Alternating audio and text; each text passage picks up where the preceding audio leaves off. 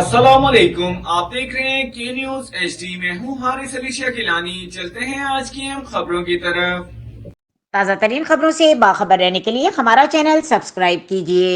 शफकत चीमा शदीद अलील कोमा में चले गए। ICU में दाखिल पंजाब फिल्मों के मारूफ विलन शफकत चीमा अलील हो गए हैं और इस वक्त वो लाहौर में निजी अस्पताल के ICU वार्ड में जेर इलाज हैं। अदाकार के अहल खाना ने मद्दाहों से शफकत चीमा के लिए दुआए सेहत की अपील की है। अहल खाना के मुताबिक दिमाग की शरियान में खून जम जाने की वजह से 62 साल शफकत चीमा कोमा में चले गए हैं। शफकत चीमा पाकिस्तानी फिल्म इंडस्ट्री के नामवर अदाकार हैं जिन्होंने पाकिस्तान फिल्म इंडस्ट्री की 952 फिल्मों में काम किया। उन्होंने लॉलीवुड इंडस्ट्री की शुमार फिल्मों में विलन का किरदार अदा किया, जिस पर इन्हें मद्दाहों की जानिब से खूब पजीराई मिली।